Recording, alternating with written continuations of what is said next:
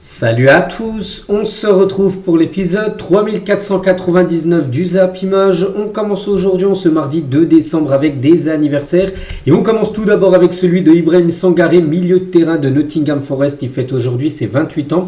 28 ans également pour Luis Suarez, l'avancante du Sporting. Donc l'attaquant colombien, ancien joueur par exemple de l'Olympique de Marseille. Calvin Phillips, un milieu défensif de Manchester City, fête aujourd'hui ses 30 ans. Ou par exemple, pour prendre qui, Matteo Darmian, l'arrière droit de l'Inter Milan, il fête aujourd'hui c'est 36 ans.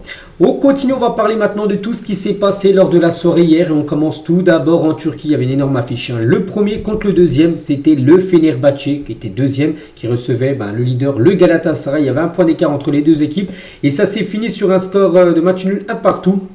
Donc Sané, le roi Sané, qui est l'ancien joueur du Bayern, a été buteur côté Galatasaray à la 27e avant que John Duran, ancien attaquant par exemple d'Aston Villa, égalise à la 95e minute du match pour éviter une défaite pour le Fenerbahçe.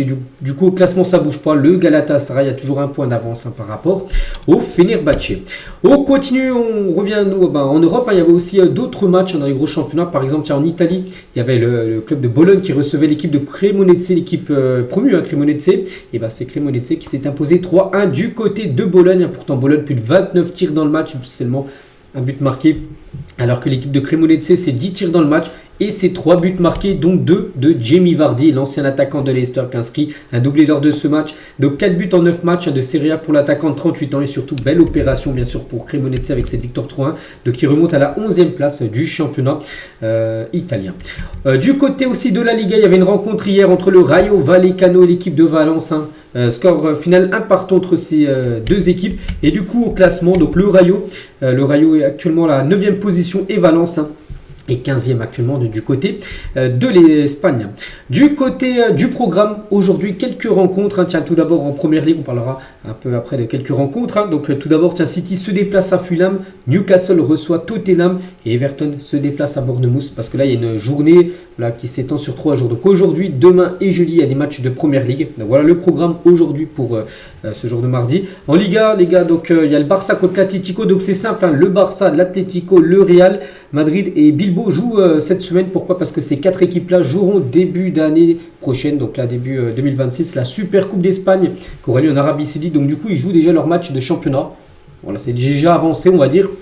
Donc du coup, le Barça contre l'Atlético et demain, le Real Madrid se déplace à Bilbao. En gros, les 4 équipes là, Super Coupe s'affrontent là sur les 2 prochains jours. Donc ce soir, gros match. Le Barça contre l'Atlético, tout simplement. Coup d'envoi 21h. Et concernant cette rencontre, Hansi Flick, donc moment avec Rafinha. Souvenez-vous, à la fin du match contre Alaves, le Barça s'est imposé 3-1. On va voir que Hansi Flick, il était regardant le vide. On ne sait pas trop ce qu'il pensait. Et Rafinha, il est parti lui parler. Donc il a dit, c'était une chose drôle. Je ne sais pas qui a décrit en premier que j'étais triste. J'étais frustré. Nous avons perdu beaucoup de ballons et j'étais aussi frustré parce que nous avons eu 2 suspensions parmi les remplaçants. Donc voilà en gros ce qu'il a pu dire, pourquoi il était un petit peu déçu. Hansi Flick et Rafinha est parti quand même le réconforter. Et Hansi Flick aussi a parlé de Araujo, parce qu'Araujo actuellement n'est pas au mieux, surtout par rapport à la semaine dernière, c'était mardi dernier, où il a pris carton rouge face à l'équipe de Chelsea. Ça l'a beaucoup mentalement, les gars, ça a été compliqué pour lui les jours après. Et Araujo ne peut pas jouer pour le moment en raison d'un problème personnel. Je ne souhaite pas en dire plus. Merci de respecter sa situation. Et d'après Mundo Deportivo, d'après la presse espagnole, ils disent qu'Araujo a demandé donc du temps au Barça pour récupérer mentalement. Il n'est pas blessé, il est peut-être blessé mentalement mais pas physiquement, il pourrait jouer, mais dans sa tête, ça l'a beaucoup chamboulé ce qui s'est passé à Chelsea la semaine dernière avec son rouge, tout ça. Donc le club a accepté sa demande sans hésiter, d'être mis de côté, de ne pas jouer par exemple ce soir à cette rencontre. Le défenseur n'est pas au mieux sur le plan mental et psychologique. Donc voilà en gros pourquoi ce soir il n'y aura pas Rojo et peut-être on ne sait pas quand il reviendra en gros, parce que dans sa tête il faut qu'il remette les choses au clair, parce qu'il a été beaucoup critiqué par pas mal de supporters du FC Barcelone. On continue, on va parler cette fois-ci du Real Madrid. Donc demain déplacement à Bilbao pour le Real. On sait que les 3 derniers matchs de Liga ça a été 3 matchs à l'extérieur et 3 matchs nuls. Il va falloir gagner parce que là tu as perdu quand même beaucoup de points sur les dernières semaines et une réunion d'urgence est prévue ce jeudi, donc le lendemain du match contre Bilbao au Real Madrid concernant l'avenir de Xabi Alonso. Attention, demain les gars, s'il y a un mauvais résultat, Je ne sais pas s'il sera viré, mais en tout cas, il y aura une réunion qui est prévue. On sait que tout peut arriver lors de ce genre de réunion. Donc 4 à 5 cadres du groupe exprimeraient des inquiétudes sur la tactique, affirmant qu'elle nuit aux performances de l'équipe. Donc la pression est montée. Voilà, il sait que bon, je ne vais peut-être pas non plus sa place directement pour le match de demain. Et en cas de mauvais résultat, je dis, là, ça va commencer à être compliqué pour Xabi Alonso. Et certains joueurs appellent déjà un retour de Zinedine Zidane sous le banc madrilène. Bon, après Zidane, on se dit que lui, ça y est, la route est toute tracée pour Zidane, c'est prendre l'équipe de France. Je ne vais pas reprendre le Real Madrid, alors que l'équipe de France, il peut prendre l'équipe qui rêve depuis je ne sais pas combien de temps. Il peut les avoir là peut-être dans 7 mois après la Coupe du Monde. Mais voilà, ce qui se dit du côté du Real, attention à Xabi Alonso demain en cas de mauvais résultat. Et toujours avec le Real Madrid lors du match. Là, le week-end dernier contre Girona, ils ont fait un partout. La Liga est corrompue, donc la chaîne Real Madrid TV charge violemment l'arbitre après Girona Real Madrid, donc de Burgos, l'arbitre du match. Et l'un des arbitres qui fait le plus de tort au Real Madrid, il y a une irrégularité car l'équipe de la VAR n'appelle pas l'arbitre pour revoir l'action. Donc là, c'est sur le penalty non sifflé sur Rodrigo. Il y aurait certainement dû avoir pénalty parce qu'il y a eu accrochage dans la surface. Donc sur Rodrigo, rien ne justifie que la VAR n'ait pas examiné l'action. Donc un contact de la surface, c'est un pénalty. Voilà, donc sur la chaîne Real Madrid TV, ils mettent en boucle tout simplement les erreurs d'arbitrage lors du dernier match contre l'équipe de Gérone. Voilà ce qu'elle va dire sur cette équipe madrilène, qu'on parlera un peu plus demain, vu que c'est demain plutôt leur match. On continue, on va parler de Manchester City. Je dis, tout à l'heure, City se déplace à Fulham, enfin c'est ce soir, un match de Première Ligue. Et hier, il était en conférence de presse, bien sûr, Pep Guardiola, bon là, pas duré longtemps, hier lundi, elle a duré 135 secondes, voilà, 1 minute et demie, puis après c'est parti, parce que les conférences de presse, les entraîneurs voilà, qui jouent, enfin qui entraînent, mais voilà, qui font les Coupes d'Europe, plus les championnats, plus les Coupes nationales, tout ça, ils en ont pratiquement une avant le match, une après le match, il y en a à peu près 2, 4, 6 par semaine, tout dépend. Il en a marre de les faire, ça, il a passé 1 minute 30, il est parti direct. Voilà, tout simplement Pep Guardiola. Mais il a pu parler pendant ces 135 secondes de Phil Foden. Et donc Guardiola a dit que votre touche de balle sur le but lui a rappelé Lionel Messi lors du dernier match où ils ont gagné contre Leeds. Et Phil Foden a dit, c'est incroyable d'entendre ça de la part de son entraîneur, mais personne n'est comparable à Messi. C'est le meilleur joueur de tous les temps pour moi. Voilà, c'est Phil Foden, bien sûr, qui dit ça par rapport à Lionel Messi. Et toujours avec Manchester City, vu qu'on parle de cette équipe, donc il bloque Omar Marmous, donc le joueur égyptien. Le club refuse de laisser son joueur participer au match de préparation de l'Égypte avant la CAN. L'Égyptien restera à Manchester jusqu'au match contre Crystal Palace le 14 décembre prochain. Ils ne veulent pas le libérer là, voilà, pour qu'il ait joué des matchs amicaux avant la CAN, parce que c'est vrai qu'il y a certaines équipes qui joueront pas de match. Par exemple, le Maroc, le prochain match, c'est directement le premier match de la CAN contre les Comores le 21 décembre. Il y a des matchs, il y a des équipes qui ont programmé des matchs amicaux avant la CAN. Et concernant City, ils refusent qu'Omar Marmous aille jouer des matchs amicaux pour préparer bien sûr la CAN. Et ils veulent profiter du joueur bien sûr au maximum. On continue, on prend la direction de l'Allemagne parce que ce soir aussi il y a des matchs. C'est pas de la Bundesliga, c'est pas du championnat, mais c'est plutôt de la Coupe d'Allemagne. C'est un tour ce soir. Il y a surtout une très grosse affiche. Dortmund contre Leverkusen, c'est ce soir 21h. On ne veut pas que les deux équipes se sont affrontés samedi dernier. C'était à Leverkusen, là c'était du championnat. Dortmund s'est imposé 2-1 du côté de Leverkusen. Donc là c'est un match de coupe, voilà, de Coupe d'Allemagne. Donc là une équipe passera, une équipe sera éliminée tout simplement ce soir de cette compétition. Donc concernant le Bayern Munich, qui joueront eux demain mercredi. On revient nous en France. Tiens, on va parler également de la Coupe de France, parce que hier soir c'était le tirage au sort et ça y est, les Ligue 1 rentre tout simplement dans cette compétition. Et concernant le Paris Saint-Germain, bien sûr, l'équipe que tout le monde va voir, et parmi les petits poussets bien sûr, parce que les équipes de Ligue 1, tout le monde veut éviter bien sûr le PSG, mais en tout cas le PSG commence sa Coupe de France face au Vendée Fontenay Foot, une équipe de National 3, une équipe amateur jouera contre le Paris Saint-Germain. Donc c'est le jackpot, parce que parce que bien sûr affronter Paris, les gars, ce sera une magnifique fête bien sûr pour eux. Donc voici toutes les affiches, les gars, des 32e de finale tout simplement de cette Coupe de France. Donc par exemple, tiens, Lille jouera contre Sainte-Maure-Lusitanos, une équipe de National 2. Concarneau jouera contre l'équipe de Nantes. Ou par exemple, on pourrait prendre qui, tiens, le Paris FC jouera contre Raon-l'Étape, une équipe de Régional 1. Il y a 6 divisions d'écart entre la R1 et la Ligue 1 du Paris FC. Et Strasbourg jouera contre Dunkerque, Ligue 1 contre Ligue 2. Autre plan de match. Donc Lens jouera contre Feyenoord Aulnoy, une équipe de National 2, tiens, que le PSG avait battu ou 2 ans en arrière, bien sûr, c'était également de la Coupe de France. Cette fois-ci, ce sera Lens qui sera de les battre. Qui on pourrait prendre? Tiens, Montpellier jouera contre Canet-en-Roussillon, par exemple. D'autres rencontres là, donc Rennes ira jouer contre les Sables, une équipe de National 3. Pour prendre qui est aussi en Ligue 1, je sais pas, tiens, Lorient jouera contre Le Gossier, une équipe de Régional 1, donc là aussi 6 divisions d'écart tout simplement.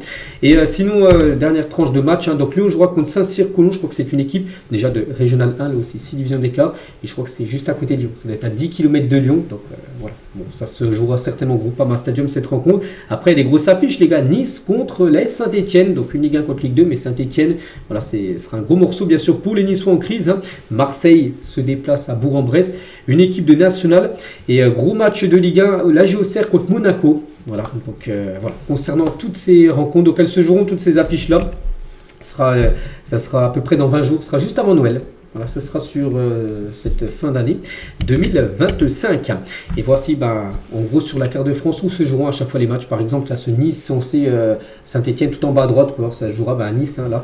Donc, voilà, beaucoup de matchs dans le nord-ouest, bien sûr. Paris, ils sont juste là, ils joueront en Vendée. Alors, de ce match. On continue, on va parler de Nice, on va parler d'eux, parce que Nice actuellement, c'est que la situation est chaotique. Regardez, un chaos à Nice, ça fait la une aujourd'hui du journal Équipe, parce que qu'est-ce qui se passe à Nice? C'est que c'est une équipe qui enchaîne défaite sur défaite, je crois qu'ils sont sur 5 ou 6 défaites d'affilée, et c'est une équipe où les supporters là n'en peuvent plus. Et hier, enfin c'est plutôt avant-hier, dimanche, quand ils sont rentrés de leur déplacement à Lorient, ils ont perdu 3-1, et le soir il y a beaucoup de supporters qui les ont entendus, plus de 400 supporters les ont entendus. Et ça s'est pas du tout bien passé. Donc on apprend aujourd'hui, d'après l'équipe, que certains supporters se sont permis d'attraper les joueurs par le col. Voilà, par le col, pour leur dire qu'est-ce que vous faites. Donc rallié pour avoir offert déjà des places à des fans de Marseille lors de Nice OM, où Marseille s'est imposé 5-1. Donc Jérémy Boga a subi des coups à la tête au niveau du torse dans les parties intimes. Il y en a des joueurs qui ont reçu des coups, comme Jérémy Boga. Pareil pour Terem Moffi aussi, à qui on a aussi arraché le bonnet, tiré les cheveux et donné une dizaine de coups, dont certains à l'entrejambe. Donc Evan Diouf, donc le gardien, est venu aider ses deux coéquipiers à se dégager, parce que voilà, pour Moffi et Boga, ça a été très compliqué. Ils ont été pris à partie par des supporters en gros niçois, voilà, qui voulaient leur mettre des... Enfin, ils ont reçu des coups d'après ce qui se dit. Donc Maurice, Florian Maurice, donc le directeur sportif de Nice, a aussi pris des coups mais a refusé de s'exprimer. Certains joueurs s'interrogent aussi sur la fiabilité des stadiers jugés trop laxistes sur le coup, parce qu'il y avait aussi de la sécurité, mais l'impression que les stadiers aussi, ils ont laissé un peu tout faire, et bien sûr ça passe pas. Ils se sont demandé comment c'était possible de ne pas être protégé face à une telle situation, explique un proche d'un joueur. Donc des joueurs regretteraient aussi ce matin de ne pas avoir reçu de coup de fil que l'on prenne des nouvelles d'eux. Voilà, donc pour vous dire que ça a été très chaud dimanche soir quand ils sont rentrés. Regardez, on peut voir là le bus, on peut avoir beaucoup de supporters en train de les attendre, puis comme j'ai dit, il y a des joueurs comme Moffi, comme Boga qui ont reçu des coups, voilà, de la part de certains supporters niçois. Et concernant Moffi et Boga, donc en arrêt maladie, ils ont reçu une des ITT, c'est-à-dire qu'ils ne peuvent pas travailler, c'est-à-dire qu'ils ne peuvent pas faire leur métier de footballeur, ce qui physiquement, peut-être mentalement aussi, tu peux avoir des ITT parce que mentalement, en gros, tu es choqué de ce qui s'est passé. Donc voilà, Moffi et Boga, les gars, ne souhaitent plus jouer à l'OGC Nice par rapport à ce qui s'est passé. Ils souhaitent partir dès janvier, les gars, ils pourraient quitter cette équipe niçoise. D'autres démissions pourraient également suivre. Et le GC Nice, bien sûr, communique sur les faits de violence. Donc dimanche, à leur retour de Lorient, les Aiglons ont été accueillis devant le centre d'entraînement et de formation par un rassemblement important. Comme j'ai dit, il y avait beaucoup de monde pour attendre là, les joueurs niçois. Les débordements constatés durant ce rassemblement sont inacceptables, avec des joueurs qui ont été frappés. Plusieurs membres du club ayant été pris à partie, le GC Nice leur apporte tout son soutien et condamne ces actes avec la plus grande fermeté. A noter qu'aussi, une chose que Moffi et Boga, ils ont porté plainte contre X. Voilà, contre X, c'est-à-dire contre des supporters tout simplement à niçois. Et à noter les gars que Frank Hens, donc le coach de cette équipe, réfléchit désormais aussi à une démission. Il pourrait partir. Il n'a pas été frappé, mais voilà, par rapport à ce qui s'est passé, la situation actuelle, il devrait poser sa démission. Marqué par les événements de dimanche soir, l'entraîneur ne se verrait plus continuer à l'OGC Nice. Voilà actuellement ce qui se passe du côté de cette équipe en crise totale. On continue avec une autre équipe, on n'est pas en crise mais on sait qu'elle est pas au mieux, c'est bien sûr le Real Madrid les gars. Et quelques infos concernant le mercato, tout d'abord concernant Rodrigo, on parlait hier, 30 matchs d'affilée pour Rodrigo sans marquer le moindre but, c'est une catastrophe totale. Et là, bon, rien à voir avec ses buts non marqués, mais surtout par rapport à son futur. Et le Real Madrid va écouter les offres pour Rodrigo, on a l'impression que là c'est la fin de cycle pour Rodrigo au Real. Donc le Brésil a perdu son statut de non transférable l'été dernier, et là transférable. Bon, je ne sais pas s'il partira en janvier, parce que s'il part, je pense qu'il faudra trouver absolument comme un remplaçant. Voilà. Mais plutôt l'été prochain, il y a de fortes chances que Rodrigo quitte le Real Madrid. Concernant David Alaba, c'est exactement pareil. Hein. En fin de contrat, lui en juin prochain, donc Rodrigo il est pas en fin de contrat. Donc s'il part, le Real recevra de l'argent. Mais lui, les gars, il est en fin de contrat le 30 juin, il ne devrait pas être prolongé. Hein. David Alaba devrait quitter le Real Madrid libre en gros. Donc concernant Antonio Rudiger, lui aussi en fin de contrat le 30 juin prochain, 32 ans, son avenir est pour le moment indécis. Le Real Madrid verra s'il faut le prolonger une année ou pas. Mais concernant Alaba, lui ne devrait pas rester du côté du Real, surtout que c'est l'un des plus gros salaires quand même du club, David Alaba. Concernant Endrick, hein, donc le prêt d'Endrick à Lyon devrait être finalisé ce mois-ci. Et voilà, ça pourrait être officiel peut-être fin du mois, puis il arrivera dès le 1er janvier prochain du côté de l'Olympique lyonnais.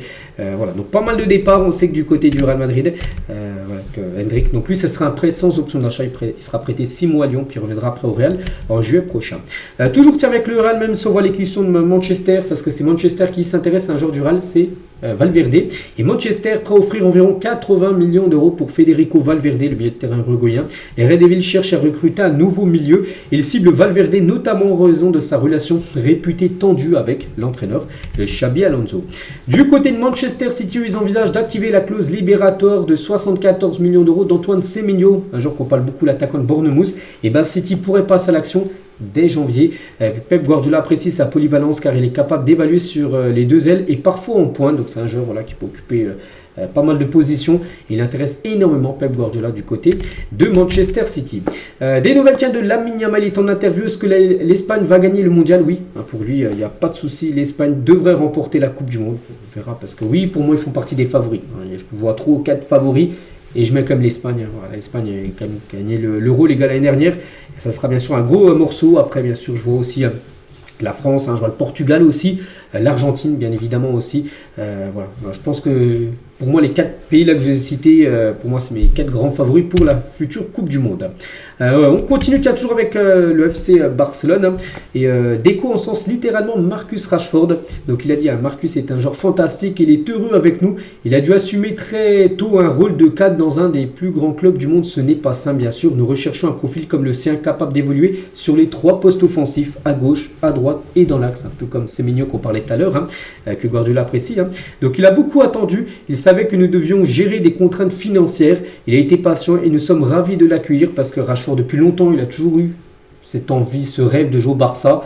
Bon, il y a des fois ça s'est pas fait, un coup ça a failli se faire en janvier dernier et puis du coup ça n'a pas pu se faire en janvier dernier, c'était le mercato hivernal où du coup c'est Aston Villa du coup qu'il avait eu 6 mois près et du coup là c'était bon. Voilà pour Rashford, n'oubliez pas qu'il a une option d'achat de 35 millions d'euros que le Barça peut l'acheter définitivement en fin de saison. Toujours avec le FC Barcelone, on va parler de Ter Stegen et de nombreux clubs européens s'intéressent à André Ter Stegen en vue du mercato estival. C'est Fabrizio Romano les gars qui envoie cette info que Ter Stegen là qui va revenir d'ici quelques jours de sa blessure, il a été opéré du dos. Et en janvier, il pourrait partir parce qu'il sait qu'il doit jouer s'il veut participer à la Coupe du Monde avec la Mannschaft. Toute autre chose officielle, la rencontre Lille contre les Young Boys de Berne en Europa League ce jeudi ne sera pas diffusée. La cause, le sponsor du maillot suisse est interdit en France. Bon, quand je dis ce jeudi, c'est plutôt jeudi d'après, parce qu'il n'y a pas de Coupe d'Europe cette semaine, ce sera plutôt la semaine prochaine. Mais en tout cas, la rencontre ne sera pas diffusée en France. Pourquoi? Parce que sur les maillots des Young Boys de Berne, je crois qu'il y a un sponsor, plus 500. Plus 500, c'est un site de paris sportifs et en gros Beansport ils n'ont pas le droit de diffuser des trucs de paris sportifs. Du coup le match ne sera pas diffusé en France tout simplement, cette rencontre entre Lille et l'équipe suisse. Mikel Arteta, tiens, il parle de Declan Rice et pour lui j'espère que Declan Rice remportera un jour le ballon d'or. Cela voudrait dire que nous avons beaucoup gagné, normalement c'est lié à ça bien sûr. Oui, si tu gagnes beaucoup trophées de 100 clubs, c'est un joueur sur une saison exceptionnelle, il y a des chances qu'il gagne le ballon d'or. Il était immense l'autre jour, je pense qu'il est immense depuis le début de saison, c'est un joueur incroyable et crucial pour nous. Voilà ce qu'il a pu dire Arteta sur son milieu de terrain Declan Rice. On va parler de Désiré Doué, c'est officiel, il reçoit son Golden Boy, félicitations à lui. Donc hier c'était la cérémonie, on savait déjà qu'il allait remporter ce prix, mais voilà, hier ça a été la cérémonie et ça s'est passé à Turin, parce que c'est le journal Tutto Sport, en gros un journal italien qui donne cette distinction là, et voilà, il était bien là bien sûr à Désiré Doué pour recevoir son Golden Boy, donc félicitations à lui. Et il réagit par rapport à ce Golden Boy, il a dit: je suis très heureux de recevoir ce prix, mais je dois remercier tous mes coéquipiers car c'est grâce à eux que j'ai cette reconnaissance. Si nous n'avions pas gagné de match, si nous n'avions pas joué comme nous l'avons fait, si nous n'avions pas soulevé de trophée, je n'aurais bien sûr pas reçu ce prix. Être cité aux côtés de Messi, Agüero, Haaland ou Mbappé et d'autres joueurs qui ont pu le remporter dans le passé, ce Golden Boy, c'est une immense fierté, mais surtout une énorme source de motivation. Voilà ce qu'il a pu dire tout simplement Désiré Doué, donc félicitations à lui. Toujours avec un autre Parisien, c'est Luis Campos, directeur sportif. Et il a reçu lui le trophée du meilleur directeur sportif de l'année au Golden Boy. Donc félicitations bien sûr à Luis Campos. Et concernant Nasser, il a remporté le prix du meilleur président de l'année. Donc il n'était pas présent. Voilà, Nasser n'était pas présent à Turin. Je ne sais pas trop ce qu'il avait à faire. Bon, il n'était pas là, mais bon, on pense que Luis Campos a dû récupérer le prix de Nasser. Il lui donnera là très prochainement. On continue les gars avec toute autre chose. On va parler de la sélection camerounaise de football. Et là, tiens, 3 semaines du début de la CAN, et c'est officiel et c'est fou quand même. Ce qui se passe, Marc Brils, limogé de son poste de sélectionneur du Cameroun à 3 semaines de la CAN. Voilà, c'est fini. Alors que la CAN commence dans 3 semaines, c'est plus lui le coach, les gars. Le comité d'urgence de la FECAFOOT nomme un nouveau coach. C'est David Pagou comme entraîneur-sélectionneur. Donc voilà, maintenant c'est l'entraîneur là à droite qui devient le nouveau coach du Cameroun. Voilà, bien sûr, cette compète qui commence d'ici quelques jours. Et du coup, ce nouveau sélectionneur, donc David Pagou, il vient de dévoiler sa liste. Quelques sélections viennent de dévoiler leur liste pour jouer bien sûr cette CAN et du côté du Cameroun. Donc voici tous les jours appelés. À noter déjà 2 grosses surprises les gars, parce que André Onana, donc tiens, l'ancien gardien de Manchester United, il est pas là aussi. Vincent Boubacar les gars, Boubacar, une légende du côté du Cameroun, n'a pas été appelé. Bon après bien sûr comme une belle liste. Voilà, en attaquant bien sûr on peut voir Mbeumo, bien sûr l'attaquant de Manchester United. On peut voir également Christian Kofané, donc un joueur du Bayer Leverkusen. On peut voir également Baleba, un joueur de Brighton. Voilà, bon, très belle liste bien sûr pour la sélection du Cameroun. Du côté aussi de la RDC, la liste vient d'être dévoilée. Donc voici tous les joueurs appelés. Tiens, Chancel Mbomba bien évidemment appelé. Mais pas qu'ils vont jouer la CAN, et là en mars prochain ils vont jouer bien sûr un match très important pour se qualifier pour la future Coupe du Monde. Mais là objectif bien sûr CAN, voilà, pour cette équipe de la RDC. Donc voici tous les joueurs appelés. À noter les gars, c'est une surprise, Yohan Wissa ne participera pas à la CAN, le nouvel attaquant de Newcastle.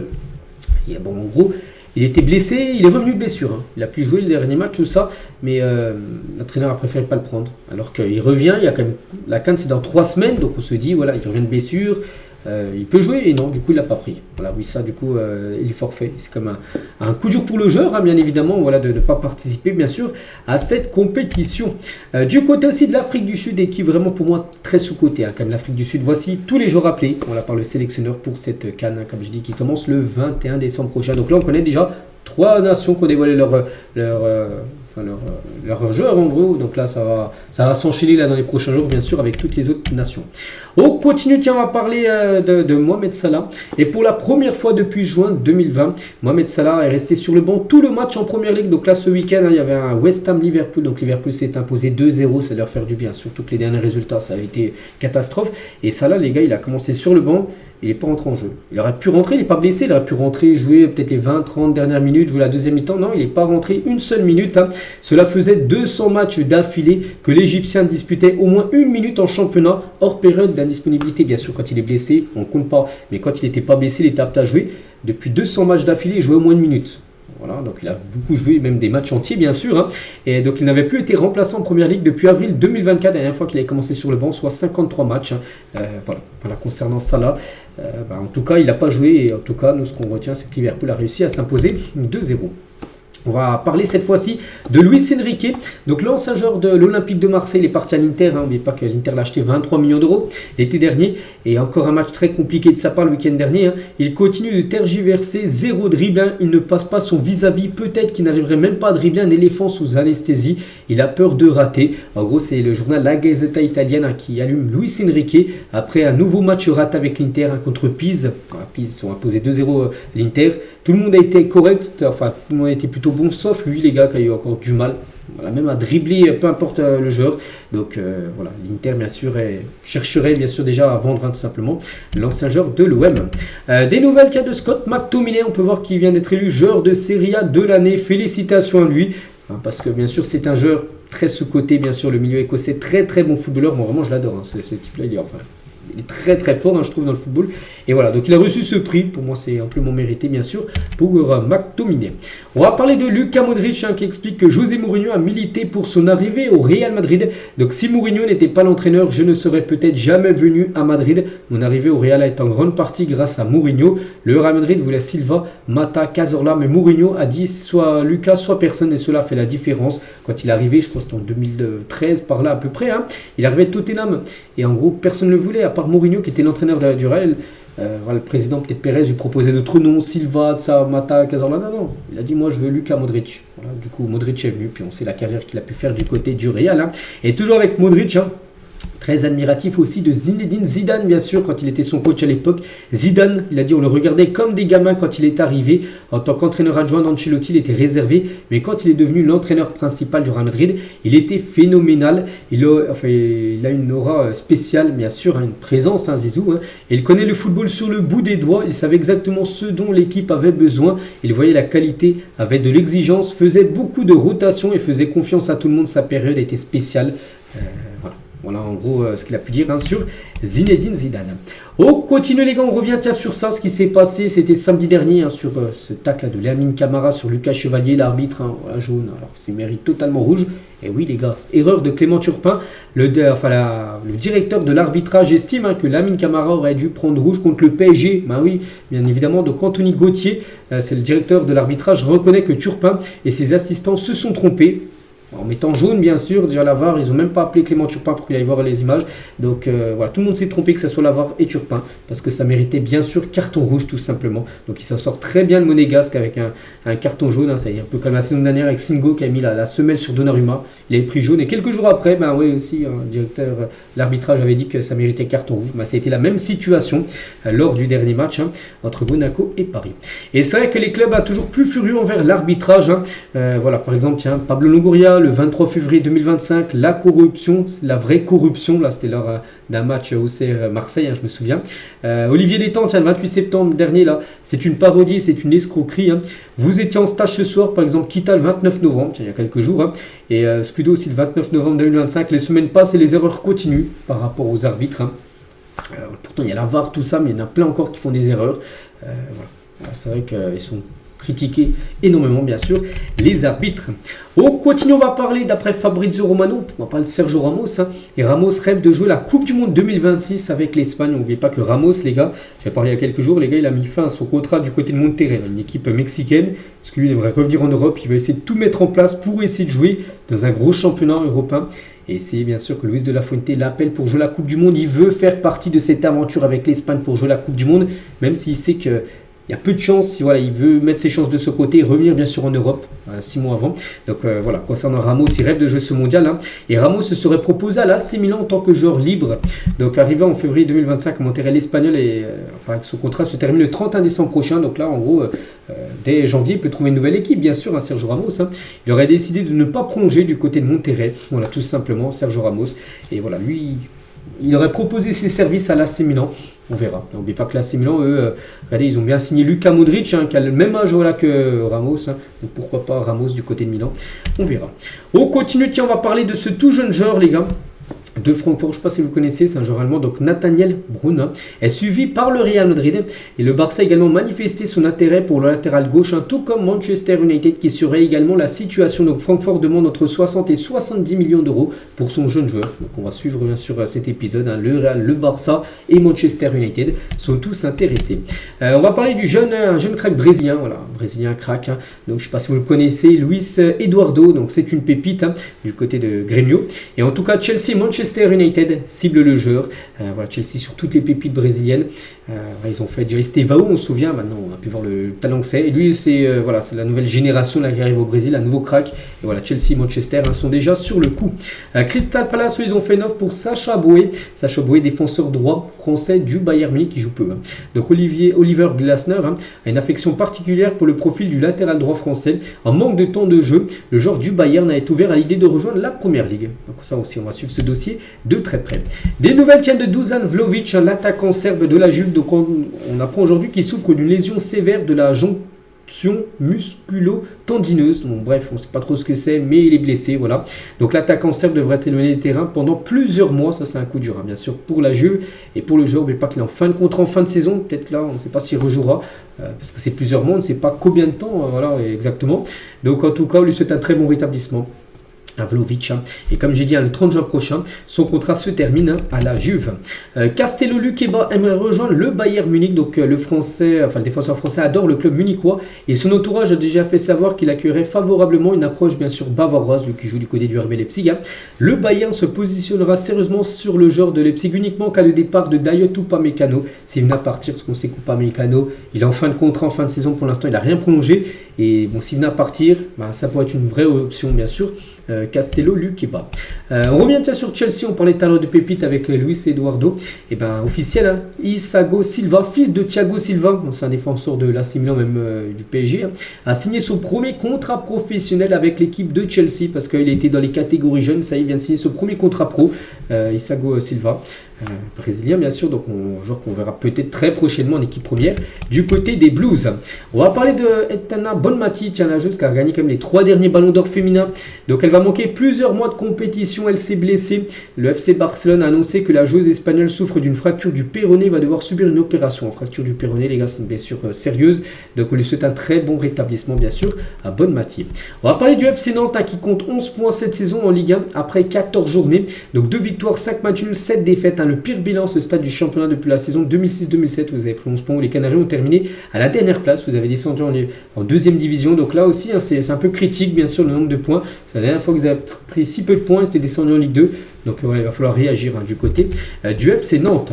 Umtiti se livre à propos d'une période de dépression qu'il a traversée après la Coupe du Monde 2018. Je me suis fait du mal en restant silencieux. Je n'en avais pas parlé avant puisque déjà je pensais que j'avais du mal à mettre un mot sur ce que j'y vivais. Et ensuite, quand on est joueur, je pense que c'est un sujet qui est très tabou, bien sûr.